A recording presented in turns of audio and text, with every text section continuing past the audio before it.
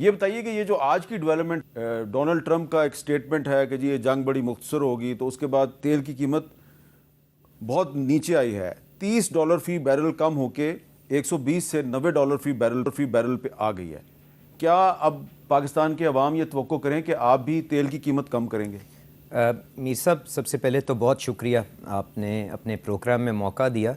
دیکھیں، میں آپ کے سوال پہ آنے سے پہلے صرف گزارش کروں گا کہ یہ غیر معمولی حالات ہیں.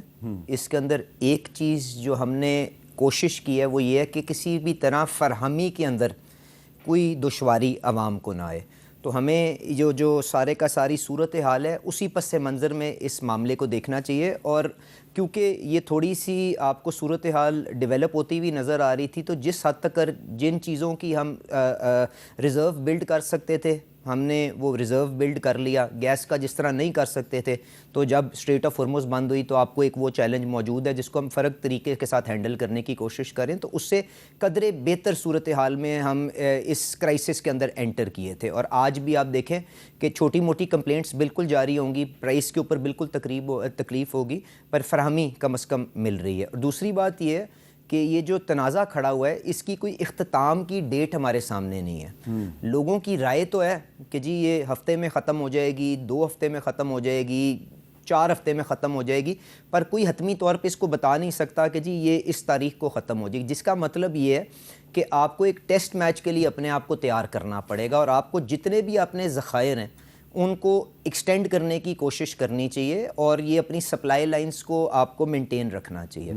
اب جو آپ نے قیمت کی بات کی میر صاحب، پاکستان میں جو قیمت طے ہوتی ہے اس کے بنیادی طور پہ 3-4 ایلیمنٹس ہوتے ہیں جس کے مطابق ایک ٹرانسپیرنٹ انداز کے اندر قیمت طے ہوتی ہے.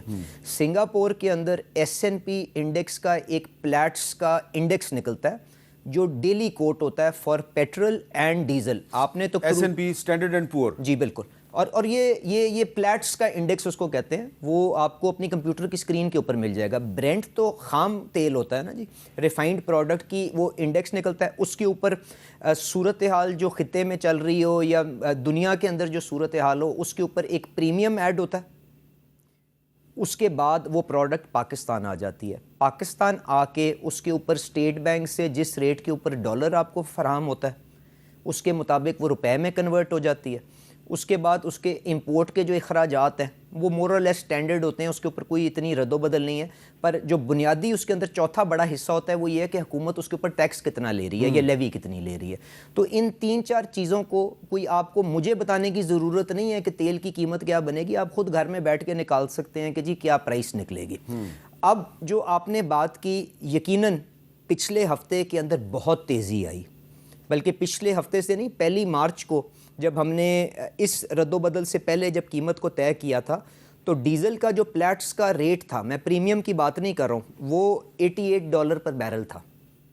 جمعے کو جب اختتام ہوا، جب یہ پچھلا ہفتہ، اور ہم نے اس کو قیمت کو بدلا، اس وقت وہ $150 پہ جا چکا تھا.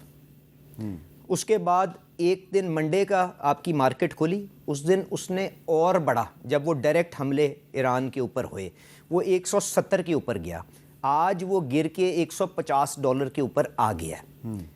اب پلیٹس کے اوپر جو پریمیم تھا ڈیزل کا وہ بڑھ کے $60 پہ پہنچ گیا تھا. ٹھیک ہے، پر اب جس طرح سے کشیدگی تھوڑی سی کم ہوئی ہے وہ گر کے $30 کے اوپر آ گیا. آپ کے خیال میں کشیدگی کم ہو گئی ہے؟ سر دیکھیں، جو سٹیٹمنٹ کے بعد 2 چیزیں ہوئی ہیں، ایک تو ڈونلڈ ٹرمپ صاحب کی سٹیٹمنٹ آئی ہے، دوسری یہ ہوا ہے کہ G7 کا کل اجلاس ہوا جس کے اندر اس پہ بحث ہوئی ہے کہ ان کے پاس جو اپنے اسٹریٹجک ریزروز ہیں شاید اس میں سے وہ کچھ ریلیز کرنے جا رہے ہیں، اس کی وجہ سے بھی جی بالکل. بٹ سر بات یہ ہے نا کہ حتمی طور پہ تو کچھ نہیں کہا جا سکتا جی. تو اس وجہ سے آپ کی ان چیزوں کو آپ لگائیں تو آج نظر یہ آتا ہے کہ قیمت جو ہے اس کے اندر شاید کوئی بہت بڑی رد و بدل نہ آئے، بہت بڑی رد و بدل نہ آئے. پر میر صاحب جب تک یہ معاملہ ہفتے کا پورا کلوز نہیں ہو سکتا تو میں اس کے اوپر کوئی، میرے پاس جادو کا چراغ تو نہیں ہے کہ میں اندازہ لگاؤں. پر ایک چیز میں آپ کو ضرور کہہ سکتا ہوں کہ وزیر اعظم صاحب نے، دیکھیں جب یہ ایک بہت بڑی انکریز ہم نے عوام کے اوپر پاس آن کی، کیونکہ اس میں مجبوریاں تھیں، آپ کے پاس جو وسائل تھے آپ نے اس کے اندر رہتے ہوئے اپنے ملٹی لیٹرل پارٹنرز کو بھی لے کے چلنا تھا، سارا کچھ کیا، آپ نے الاؤ کیا. تو وزیر اعظم صاحب نے اس کے بعد یہ یقیناً فیصلہ کیا کہ میں اب ہر حد تک یہ کوشش کروں گا کہ اس کے بعد اگر کوئی انکریز آئے تو وہ اپنی پیٹی کو کس کے، جس کے لیے انہوں نے ایک بڑا جامع آسٹیرٹی کا پروگرام کل اناؤنس کیا، اور کنزرویشن کے ذریعے ورک فرام ہوم، لمٹس گاڑیوں کی چینج کرنا، فرق جو انہوں نے انٹرونشنز کی ان کے ذریعے، اور جو ہم نے اپنے بجٹ کے اندر کنٹینجنسی کے یا جو ٹیکسیشن کے میجرز رکھے ہیں ان سے بفر کروں گا. تو میرے خیال سے کوئی ریزنیبل ٹائم کے اندر اس میں کوئی بڑی رد و بدل نہیں آئے گی، کیونکہ حکومت نے یہ فیصلہ کیا ہے کہ اس کو ایبزارب کر کے لوگوں کے لیے اس سے زیادہ کوئی مشکل نہ پیدا کریں اور سپلائی بھی برقرار. اچھا آپ یہ بتائیں کہ آپ نے جادو کے چراغ کی بات کی. جی ظاہری بات ہے جادو کا چراغ تو کسی کے پاس نہیں ہے، لیکن ایک سوال یہ ہے کہ یہ جو انٹرنیشنل مارکیٹ میں آئل کی پرائسز میں اضافہ ہوا تو سب ممالک کو مشکلات کا سامنا تھا. ہمارا ہمسایہ ملک ہے بھارت، اس کو بھی مشکلات کا سامنا تھا. انہوں نے تو تیل مہنگا نہیں کیا، انہوں نے پیٹرول ڈیزل مہنگا نہیں کیا، ہم نے کیوں کر دیا؟ دیکھیں میر صاحب، میں اب انسان اپنی چادر کے مطابق ہی نظام کو آگے لے کے چلتا ہے نا. میری آپ سے گزارش یہ ہے کہ پاکستان 90% اپنی توانائی کی ضرورت جو ہے وہ امپورٹ کر کے میٹ کرتا ہے. ٹھیک ہے، جب یہ رد و بدل آئی تو آپ کے پاس ہندوستان جتنے 600-700 ارب ڈالر کے ذخائر نہیں تھے. ٹھیک ہے، آپ کے پاس جو جتنی چادر تھی اس کے مطابق آپ کو اپنا ایکسٹرنل اکاؤنٹ اور اپنا IMF پروگرام کے اندر جو آپ کی کمٹمنٹس ہیں، دیکھیں اگر ہندوستان کی حکومت اپنے وسائل دیکھ کے یہ بوجھ سارے کا سارا خود اٹھانا چاہے تو اس کے پاس تو یہ شاید گنجائش موجود ہے. میرا تو ایک ایکسٹرنل اکاؤنٹ کا جو اپنا چیلنج ہے اس کو دیکھتے ہوئے IMF کے ساتھ شراکت داری کے ساتھ ہم نے بڑی ذمہ داری کے ساتھ استحکام حاصل کیا ہے. جب تک آپ اس کے لیے وسائل کا انتظام نہ کر لیں تو آپ ایک آئل شاک کے آگے دیوار نہیں کھڑی کر سکتے. اگر آپ دیوار کھڑی کریں گے وہ ریت کی دیوار ثابت ہوئے گی اور اسی طرح زمین بوس ہو جائے گی. تو اپنے وسائل کے مطابق ہم نے دیکھا، جس حد تک ہمیں مجبوراً کرنا پڑا ہم نے اوورال ٹیکس میں کوئی تبدیلی نہیں کی. ڈیزل کیونکہ آگے آپ جانتے ہیں فصل کا بھی سیزن آ رہا ہے، پبلک ٹرانسپورٹ میں بھی ہوتا ہے، اس کا ٹیکس کم کر کے دوسرا بڑھا کے اوورال وہیں پہ ٹیکس رکھا اور اس کو آگے پاس کر دی. اور یہ عزم کیا کہ اب آگے اگر خدا نخواستہ کوئی چینج آتی ہے تو اس کے اندر، کیونکہ یہ گلہ بالکل جائز ہے عوام کا کہ کیا اگر کوئی مشکل وقت آتا ہے تو کیا عوام نے سارا بوجھ اٹھانا ہے کہ حکومت نے بھی کچھ کرنا ہے.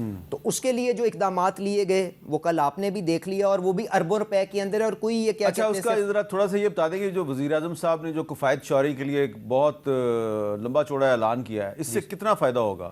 دیکھیں بچت کتنی ہوگی؟ میر صاحب، میں اب اس کے اوپر ایک ڈار صاحب کی سربراہی کے اندر ایک کمیٹی بنا دی گئی ہے جس کے اندر اس کو ڈیلی مانیٹر بھی کیا جائے گا.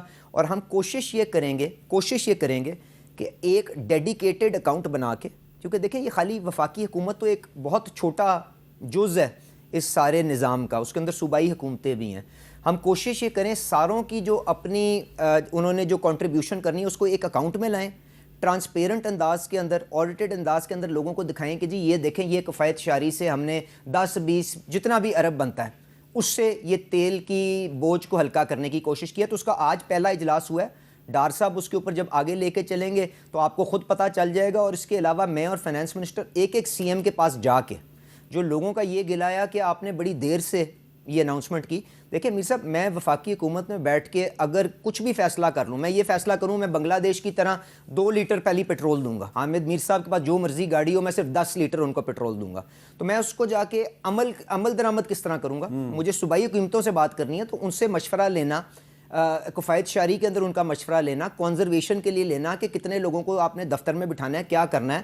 تو فائنانس منسٹر اور میں پنجاب CM کو ملے، سندھ کے CM کو ملے، KPK کے CM کو ملے، بلوچستان کے CM کو ملے. جب ساروں کو آن بورڈ کر لیا تو اس کے بعد اچھا اب آپ نے کہا کہ آپ سب CM کو ملے، تو جو خیبر پختونخوا کے چیف منسٹر ہیں سہیل آفریدی صاحب، وہ اس ملاقات کو کنفرم کر رہے ہیں جس کا ذکر علی پرویز ملک صاحب نے کیا، لیکن اس ملاقات کے حوالے سے انہوں نے کیا کہا ذرا سنیے. وفاقی وزراء برائے خزانہ اور پیٹرولیم آئے تھے.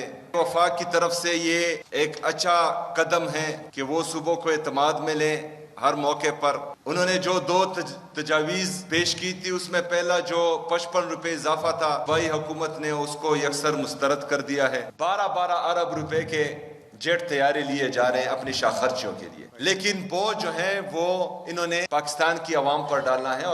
تو آپ ملے ضرور ان کو، لیکن انہوں نے پیٹرول کی قیمت میں اضافے پہ ریجیکٹ کر دیا۔ نہیں دیکھیں، ان کا جو دکھ یا جس غصے کا یا غمی کا اظہار انہوں نے کیا کہ آپ کو یہ بوجھ ڈالنا پڑتا ہے، تو میر صاحب کیا مجھے خوشی سے ڈالنا پڑا؟ بالکل ٹھیک ہے۔ کیا وزیر اعظم کو خوشی سے ڈالنا پڑا؟ بات تو یہ ہے نا کہ متبادل رستہ بتا دیں۔ اگر متبادل رستہ نہیں ہے تو آپ سیاست کرنا چاہتے ہیں ضرور کریں، پر بات ایک عام آدمی یہ جاننا چاہتا ہے کہ بتائیں اگر یہ بڑھائی نہ جاتی قیمت تو کیا کیا جاتا؟ تو اس کے لیے بھی تو متبادل انتظام ہونا چاہیے نا۔ ہم نے تو جو پورا ایک پروگرام بنایا کفایت شاری کا، کنزرویشن کا اور جو برڈن شیئرنگ کا، وہ میں نے آپ کے سامنے پیش کر دیا۔ اس طرح کے تو دیکھیں، آپ سیاسی گفتگو جتنی مرضی کرتے رہیں میر صاحب، میں معذرت کے ساتھ اسی جماعت نے 2022 میں جب ایک آئینی vote of no confidence Imran Khan صاحب کے خلاف آیا تھا، اس وقت بھی تیل کی قیمت کے اوپر سیاست کی تھی، اور اس کا نتیجہ بعد میں کس کو بھرنا پڑا، چاہے وہ ملک دیوالیہ پن کے کتنے نہج پہ پہنچ گیا، کیا کیا کچھ ہوا، وہ بھی آپ کے سامنے ہے۔ اور آج جو اس ساری چیز کے اوپر انگلیاں اٹھا رہے ہیں، ان میں سے ایک صاحب وہاں پہ موجود تھے اس حکومت میں جس نے وہ سارا گند سمیٹا تھا۔ تو مجھے افسوس ہی ہوتا ہے کہ اگر آپ حکومت سے علیحدہ ہوں، باڑ کے دوسری طرف ہوں، تو آپ کی گفتگو ریاست کو کمزور کرنے کے لیے کی جائے، اس کے اوپر صرف دکھ ہوتا ہے۔ باقی سیاست کریں، میری نالائکی پہ کہیں کہ تم علیحدہ ہو جاؤ، میں اس کو یہاں پہ برقرار رکھوں گا، تو میں کہوں گا جی ویل ڈن، آ جاؤ